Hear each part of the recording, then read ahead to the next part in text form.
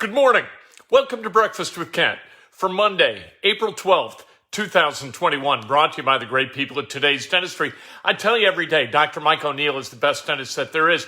Call him. Make him your dentist. Do it right now. If you got a chance to hire the best, you hire the best. Life sometimes is just that simple. Take advantage of the simplicity of hiring. Dr. Mike O'Neill is your dentist. 317-849-2933 is the number. Indiana basketball, kind of a quiet weekend. Not a lot going on. Keon Brooks still not in the transfer portal. We keep looking. Why? Because we're crazy people.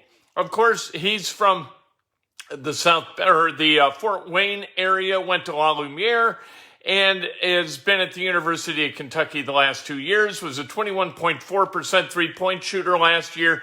He's a combo guard type guy, can go out to the wing, play, drive, create, all of that stuff. Does he fit Indiana? Nobody really cares.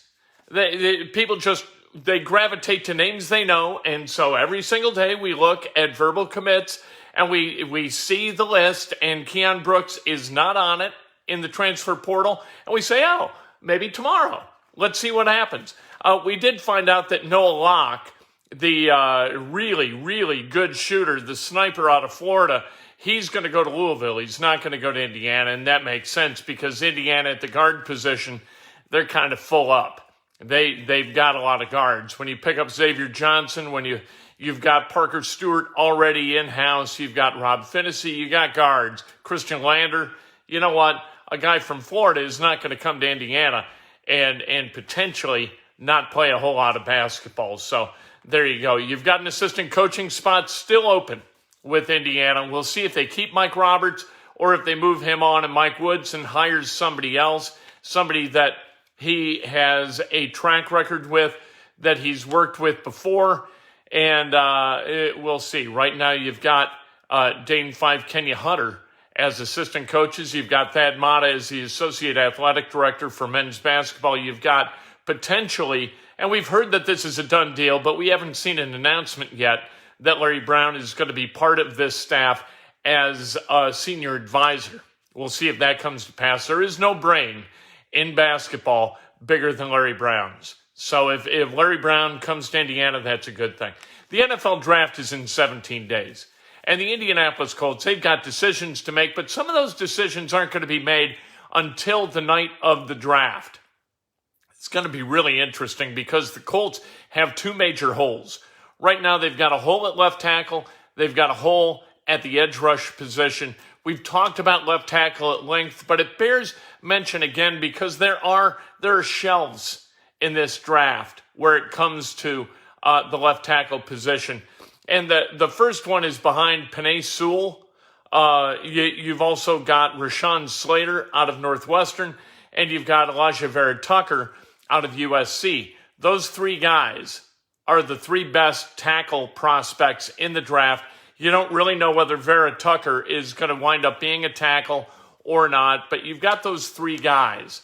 And so if one of them falls to the Colts at 21, you got to feel really, really good about that, but it's very unlikely that that's going to happen. Then you've got another group in Christian Darrisaw, Sam Cosmi, and Tevin Jenkins. Tevin Jenkins might wind up being a right tackle. That's what he primarily played at Oklahoma State. From that group, you can probably get one if you trade down.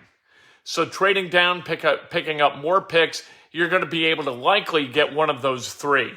Then you've got a group in Jalen Mayfield, Liam Eichenberg from Notre Dame, and Dylan Radins from North Dakota State, who you can definitely trade down and get. Those guys are likely second-round picks. And then you've got speculative guys with high ceilings, or they could completely bust that you could get later in the draft. Those guys are Walker Little out of Stanford and then Spencer Brown out of Northern Iowa. Spencer Brown, really, really interesting prospect, maybe a third or fourth round guy, but a guy with all the physical traits of a very successful left tackle in the National Football League. The Colts, they could decide, hey, you know what? Our need at edge is more important to us than our need at left tackle. We feel like we can address left tackle later in the draft, so let's look at edge. They could do that. Kwity Paye, these are all flawed guys. And so any or all of these guys could fall to the Colts at 21 or further down the line. Kwity Paye out of Michigan, a lot of really, really good physical traits, but those physical traits to this point at Michigan have not manifested themselves into productivity. So you've got to see that as part of the equation for Kwity Paye. Then you've got Jalen Phillips. Jalen Phillips was told when he was at UCLA that he needed to retire from football because of concussions. That has to weigh on you, or on Chris Ballard, as he weighs whether or not they want Jalen Phillips. He is one blow to the head away from saying goodbye to football, it would seem, although he did play without incident after transferring to Miami. Jason Away from Penn State. Last year he played really, really well, but he didn't total one single sack. He didn't net a sack last year. Do you want an edge rush guy who in the Big Ten couldn't get to the quarterback at all in his final year of college football? Joe Tryon, now we're going down the list, right? Joe Tryon from Washington, really, really good. Looks like a guy who can central casting, right, for an edge guy. But he's a work in progress, and he opted out last year, so he's not a guy with a whole lot of experience. And so Joe Tryon is probably a guy you look at in the second or third round. We've talked about him before. Gregory Rousseau, the ideology on Gregory Rousseau is kind of split as to where people might take him. Some people have him in the first round. Some people have him toward the end of the second round. He is a guy, he had 15 and a half sacks last year for Miami, but he's only started 7 games in his college football career. So not a lot of experience at the edge. And the edge is a talent position, right? The more you play, the better you get. The more you learn, the more productive you're going to be. And then you've got Azeez Ojulari. Some people see him as a linebacker. Some people see him as an edge guy. He's out of Georgia. Really good last year. Light to be on the edge. He's kind of one of those guys. You think of Robert Mathis as one of those guys. Remember when he was drafted, they didn't know what to do with him. They didn't know whether to play him at linebacker, didn't know whether to play him at edge. Who cares in the end? You get a playmaker, you get him on the field, right? So Azeez Ojulari, kind of a hybrid type guy, and a guy who was also very, very productive in the SEC, maybe the best pass rusher in the SEC this past season. So there's kind of a look at what the Colts are dealing with, what Chris Ballard's dealing with as he evaluates the draft and tries to figure out exactly what he's going to do in the NFL draft for the Colts. You've got to fill one of those 2 spots with your first pick. If they trade down, they need a receiver, right? Because you can't count on Paris Campbell to be healthy. But you can wait until the 3rd round, as we've seen. You don't need to use a first-round pick to go get a really good receiver. This is a deep draft at the receiver spot. And in the Colts, if they trade back and pick up a 3rd rounder, they can get a good receiver in the 3rd round. Pacers last night won their 3rd in a row. They got offensively, they really get off to good starts these days. They beat Memphis 132-125. Karis LeVert with a bunch of points last night, 34 points. Brogdon with 29 and 11. Sabonis 18, 15, and 9.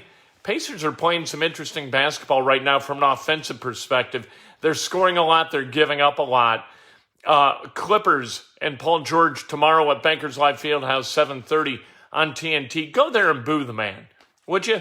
Boo Paul George. Turn your back on Central Indiana, will you? There's got to be a consequence for that. I got no problem with people booing Paul George. You got 20 games to play if you're the Indiana Pacers. You're only 2.5 out of 5th place in the Eastern Conference because you've won these 3 in a row. They got a chance to make up some ground, really put themselves in a good position for the playoffs, or they got a chance to drop. Anything could happen with this team. If they stay healthy, they really look pretty good. They're not terribly good defensively, but offensively, they are pretty damn good. They can score the basketball. TJ McConnell's been really, really good this past year. He's clever. And so If you've got a kid who's a good athlete but doesn't project necessarily to a great basketball career, have that kid watch TJ McConnell, because through cleverness and through ball handling, through defensive positioning, through opportunistic rebounding, he does a lot of good things for the Indiana Pacers. Paul Lusk is returning. We like Paul Lusk. Returning to the Purdue basketball staff, went to Southwest Missouri State. Things happen at Southwest Missouri State. Either you bounce up or you bounce out. He's bouncing out and back to Purdue. That's good news for the Boilermakers. Hideki Matsuyama won the Masters. I don't understand why this is such a big deal. All right, national pride for the United States, we don't get to feel that. But we celebrate the Japanese feeling that about a golfer who won the Masters. I don't understand. Why the dichotomy? Why the, I'm not going to say hypocrisy, but why national pride for Japan and no national pride when the United States does something? We kind of feel ashamed when we succeed these days. I don't understand it. Hideki Matsuyama wins. All right, I guess that's good. Will Zalatoris comes in second, one stroke back after Matsuyama bogeyed the 18th. And Matsuyama, if you bet on Matsuyama, you made money yesterday. 60-1 was his line before the start of this tournament. So if you put $100 on Matsuyama, you got $6,000 today. Good for you. Jordan Spieth tied for third. It's what he does at the Masters, is finish in the top five. Cubs lost yesterday 7-1, the one run on a home run. If the Cubs don't hit home runs, they don't score runs. And this is a joyless, purposeless baseball team. They are terrible to watch right now. You watch baseball and you see guys, and we've seen this with the Cubs, right? We've seen them have fun playing baseball. These guys, 2015, 2016, they had fun. They're not having fun today. And it's no fun to watch them. Terrible. Awful to watch a Cubs play baseball today. You feel like they're going through the motions, and so what do? We go through the motions, we stare at the screen blankly, and move on with our day as soon as we figure out that we're not having a really good time. 2015, 2016 seems a long time ago. Let's celebrate some birthdays, shall we, on this, what's going to be a lovely Monday in central Indiana. Jeremy Rosenthal, happy birthday. Brian Barnhill, the great Kelly Riebel, happy birthday. Scott Leosi, happy birthday. Chuck Andrews, Dave Fulton, and Dave Kindred, who was featured on a 60-Minute story a couple of weeks ago. Absolutely fantastic. Dave Kindred, I used to have on the radio show.